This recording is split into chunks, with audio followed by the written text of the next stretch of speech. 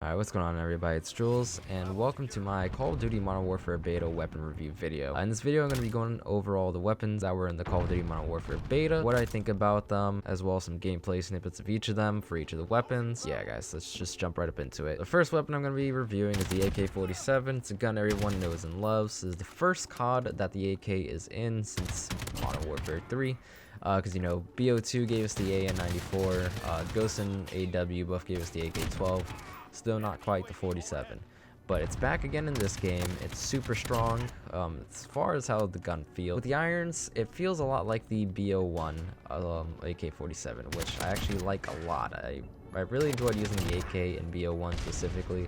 I wasn't too huge of a fan of it in MW2 or MW3, but in this game, it feels nice. It's super strong, at least a 3-shot kill, 4 max. It's super powerful, of course. Recoil isn't as terrible as I thought it would have been, but still, pairing it with a grip is a very smart idea to do. And of course, stocks to also reduce that recoil. Of course, there's going to be tons of different sights that you can pair it with when the final game comes out. It's shown in some gunsmith stuff. Of course, though, I would personally just put it with a regular red dot sight. And then in terms of perks, definitely run some scavenger, just in case if you're not able to land all your shots at range, you won't run out of ammo as long as you can get a few close-up kills and collect that ammo from the enemies that you kill. Next weapon is going to be the AUG, which was formerly an LMG in MW2 and an AR in BO1.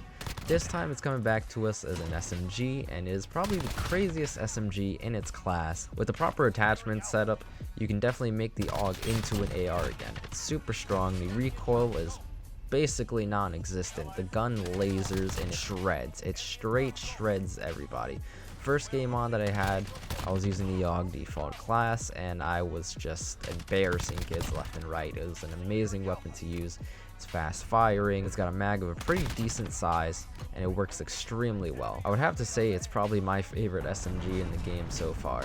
But we'll see when the final game releases and what kind of tuning that they end up doing to all of the weapons in the future. Next up, the big old sniper rifle, the AX-50. Now, it's the high caliber sniper rifle in the game, equivalent to the DSR-50. Super strong, almost always a one-shot kill. Hit markers do not happen often. Of course, the only downside is with it being such a big clunky gun, the aiming is very clunky. It's a very slow aiming, slow handling weapon. Of course, there are attachments that can alleviate that. If you throw on the recon sight, you can also lower the time that it takes to aim down your sight, and of course there's also going to be stocks and other attachments that can help make that a little bit better for you.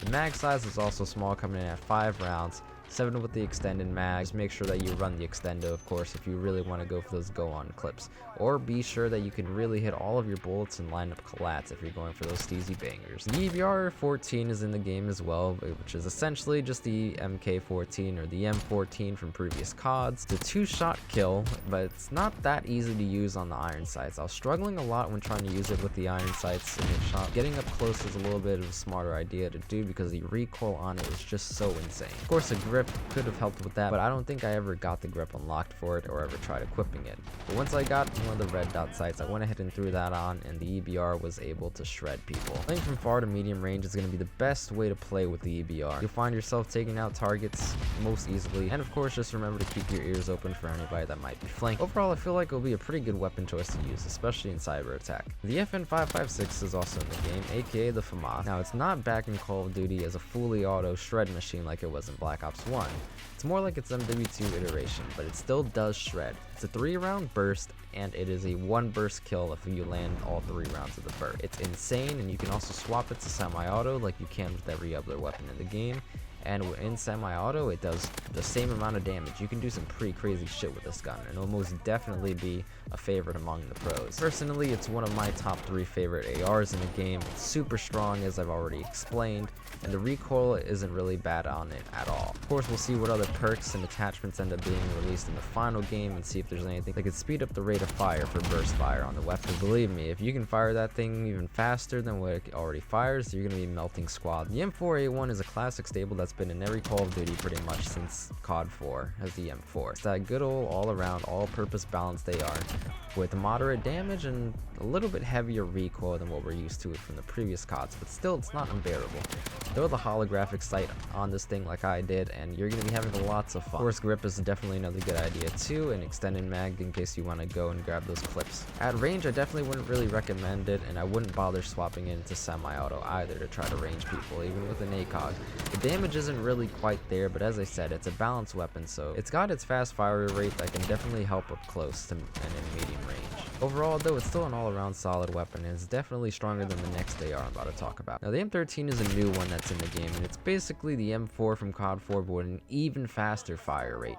Now it can melt and shred up close, but it's definitely not the greatest to be using from range. The iron sight that the M13 uses is actually the same as the MW2 M4's iron sight, so it's a pretty familiar feeling weapon to use, and it'll be a solid weapon in most gameplay situations. But of course, as I said, I would stray away from it when using it in range, just like the M4. Try to stick up close or up to medium, throw your sights on it that you like to use, get a grip on it, whatever stock, and you'll be good to go. Now the Deagle is also back in the game as the 50 GS, insanely strong, but the recoil is stupidly crazy and you cannot fire it at anywhere near as fast as you could in Call of Duties like COD 4, MW2, and MW3. It's still super strong though, can just about one-shot people, and is definitely a good weapon to swap to when you're in a gunfight and you run out of ammo in your primary. Its hip fire seems to be crazy accurate too, which is pretty awesome. It's definitely a solid sidearm to run, and I would definitely run it over any of the other pistols in the game. The M19 is another pistol, which is basically like the M9, but again, for whatever reason with the pistols in this game, you cannot trigger finger fire them. They seem to be locked down to a certain magnitude, which really blows,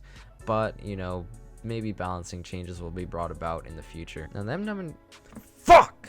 The M91 is one of the LMGs that's in this Call of Duty. It's got a huge mag like most LMGs do, and its damage is pretty good as well, and the stability is surprisingly nice. At range, the thing can definitely be devastating, as well as up close with proper hip fire. Now the need to reload the M91 constantly isn't a need that's really existent, so definitely go ahead and take advantage of that 100 round mag and get around the map and go ahead and out these teams to your heart's desire. Like the AK uses 762 ammo, so it hits super hard compared to other weapons in the game. Next up is probably my favorite weapon in the whole game, for snipers at least, is the MK2 CARBINE, the Mark II CARBINE. It's a super fast firing lever action rifle that can one shot above the chest. Now this thing fires insanely quick, and people were hitting insane multis on the beta with this damn thing. I would definitely expect it to be nerfed by the time that the final game comes out, but again, we will see. If it's not nerfed, it's definitely going to be the go-to choice rifle when it comes to going for clips. Just as I stated, be sure that you aim higher. Word out to Pamad. Otherwise, you're going to find yourself needing to two-tap just about everybody that you shoot with it. Now the iron sight works perfectly fine, but you can also throw a red dot or even the ACOG sight if you want to. But personally for me, after using the irons, I went to the red dot and stuck with it for the rest of the beta. And if rapid fire ends up being an attachment option for this gun when the final game comes out, it's going to be absolutely broken, and the whole sniping community is gonna love it. Now the Model 680 and the 725 are two shotties that are in the game. Now I'm not a huge fan of shotties, especially not in this game. They're kind of underwhelming, the 680 being the pump action and the 725 being basically the Olympia from Black Ops 1. While yes, of course, shotties should kill up close, one of them, the pump action 680, definitely hits harder than the 725 does, and I would prefer using that over the 725 if I had to make the choice. But overall, honestly, I just wouldn't recommend running shotguns in this game in general, as running and gunning is just not really a good idea, unless Infinity Ward fixes the radar. Now the MP5 is also back in this game, and it feels just like the COD 4 version, which is amazing. The damage is moderate, it's not a crazy melter, but it works really well. I had a lot of fun using it. It was one of my main weapons that I also used it on Overkill class with the AX50. It was a super fun weapon to use and run a gun with. Recoil is not bad with it at all. Of course, the reload is a little bit on the slower side for an SMG for whatever reason. It feels like all the guns are kind of like that in this game. But still, it's definitely a good ass weapon to use. Not better than the AUG, but it's a good alternative, and it's lightweight and the mobility is great with it, as it has been in every other Call of Duty that it's been in. We also got the MP7, which is back from BO2 and MW3. It's got a super fast firing rate, but the damage is a little bit more on the underwhelming side as well. Of course, so thanks to that firing rate, it is perfectly capable of melting anybody that you get into a gunfight with. Just of course make sure that you're hitting your shots. It's the perfect run and gun weapon, and recoil on it isn't that bad either. I loved using the irons on it way more than I did any sights as well.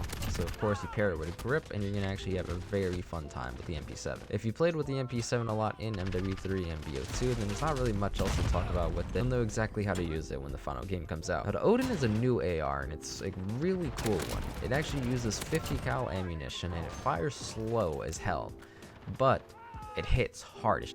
Being about a 2 or 3 shot kill, and you can also swap it over to semi-auto, where it seems to do a little bit more bonus damage. It's a super deadly AR. Of course, it isn't one that I would want to be going up close with too much due to its slow rate of fire, but definitely laying people out with it. Use your cover and move frequently around your opponents and catch them off guard, and you'll definitely be melting people. Of course, if you can react properly to getting shot as well, you can definitely pull off turn-ons pretty easily, as the Odin is an absolute beast and it's the strongest AR in the whole game. And I can only imagine if rapid fire is put in for the Odin, it's probably going to be the meta. Last up, we got the SA-87, which is another LMG in the game. Now, to be honest, the SA-87 has been in previous Call of Duties, but I was not really fond of it at all. Now, it only has 30 rounds compared to the usual 100 that LMG has in Call of Duty, making it not really that much of a good machine gun to rely on.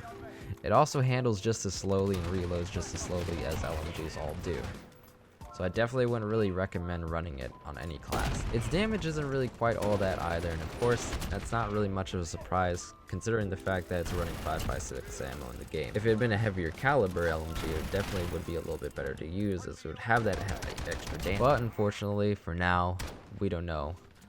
But unfortunately for now, at least in the beta, it didn't really play that well, and it wasn't something that I could even get myself to use for that long either way. So anyways, that's pretty it for this video. Those are my hot takes on each of the weapons. Hopefully you guys enjoyed, didn't find this too boring or too shitty or anything. I've actually been struggling to record this video for a while now. I keep stuttering and messing up over my words, but hopefully you guys found it somewhat decent and somewhat helpful. Definitely can't wait till the final game comes out and to see what changes there are, and to also use all the other guns that were locked during the beta and whatever else might have not even been shown during the beta. And then of course the gunsmith shit looks crazy too, considering the fact that we could put on so many more attachments on guns. The builds are going to be insane. There's definitely going to be a Call of Duty to be excited for. There's going to be so much to do, hopefully.